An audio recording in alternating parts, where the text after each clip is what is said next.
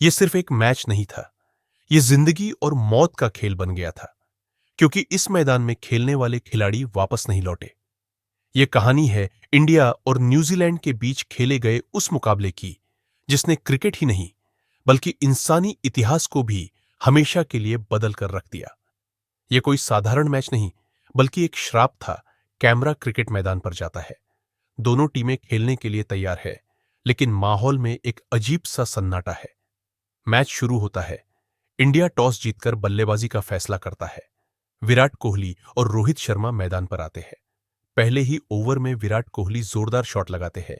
गेंद सीमा रेखा की ओर बढ़ती है, लेकिन अचानक गेंद गायब हो जाती है। कैमरा गेंद पर फोकस किए हुए था, लेकिन वह अचानक गायब हो गई। दर्शकों में खौफ फैल गया। गेंद गई कहां? यह सवाल सबके दिमाग में घूमने लगा। मगर यह तो बस शुरुआत थी। मैच को दोबारा शुरू करने की कोशिश की ही जा रही थी कि तभी मैदान में गूंज उठी एक अजीब आवाज। यह मैच तुम्हारी आखिरी पारी है। इस आवाज ने पूरे स्टेडियम को दहला दिया। दर्शक सहम गए, खिलाड़ी सन्न रह गए। कोहली, रोहित और केन विलियमसन सभी हैरान थे कि यह क्या हो रहा है। तभी मैदान पर कुछ ऐसा हुआ जिसे सोचकर भी रोंगटे खड़े हो जाएं। धीरे धीरे मैदान पर अजीब घटनाएं होने लगी। खिलाड़ी रहस्यमयी तरीके से गायब होने लगे। पहले विराट, फिर रोहित, फिर न्यूजीलैंड के ट्रेंट बोल्ट। उनके गायब होने के बाद मैदान पर उनकी परछाइयां नजर आने लगी। अब यह साफ था कि यह कोई साधारण हादसा नहीं, बल्कि किसी अनदेखी शक्ति का खेल था। दर्शकों में भगदड़ मच गई, लेकिन कोई भी स्टेडियम से बाहर नहीं निकल सका। चारों ओर से रास्ते बंद हो चुके थे। न बाहर की आवाज अंदर आ रही थी, न अंदर की आवाज बाहर जा रही थी। खिलाड़ियों की तलाश के लिए मैदान की गहराई से छानबीन की गई। तभी वहां कुछ ऐसा मिला जो किसी ने सपने में भी नहीं सोचा था।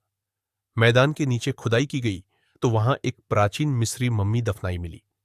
यह किसी फिरौन की मम्मी थी, जिसे सैकड़ों साल पहले इस जगह दफनाया गया था। तभी अचानक वही अजीब आवाज फिर से गूंज उठी। यह मेरा श्राप है। मैंने कहा था कि इस जगह को न छेड़ा जाए, लेकिन तुम लोगों ने यहां स्टेडियम बना दिया। अब तुम सबको इसकी कीमत चुकानी होगी। अब सब समझ चुके थे कि यह जगह श्रापित थी। समझ में आ गया था कि इस श्राप को समाप्त करने का एक ही तरीका था, मम्मी से माफी मांगना। सबने एक साथ हाथ जोड़कर प्रार्थना की, लेकिन मम्मी बेहद गुस्से में थी और माफी देने को तैयार नहीं थी। अंततः खिलाड़ियों और दर्शकों ने मिलकर शांति की पूजा कराई। धीरे धीरे माहौल बदलने लगा। खिलाड़ियों की परछाइयां गायब होने लगीं और फिर अचानक विराट, रोहित, ट्रेंट बोल्ट और बाकी सभी खिलाड़ी मैदान पर वापस आ गए। स्टेडियम अब श्राप से मुक्त हो चुका था। सबने राहत की सांस ली और अपने अपने घर लौट गए। लेकिन इस भयानक अनुभव ने सभी को हमेशा के लिए बदल दिया। अगर आपको यह कहानी पसंद आई हो तो हमारे चैनल को सब्सक्राइब करें और बेल आइकन को दबाइए, ताकि आप ऐसी रहस्यमयी और डरावनी कहानियों से जुड़े रह सकें। और हां, अगर आपको लगता है कि यह सिर्फ एक कहानी है, तो शायद आप गलत भी हो सकते हैं। अगली कहानी आपके सबसे बुरे सपने से भी ज्यादा डरावनी हो सकती है।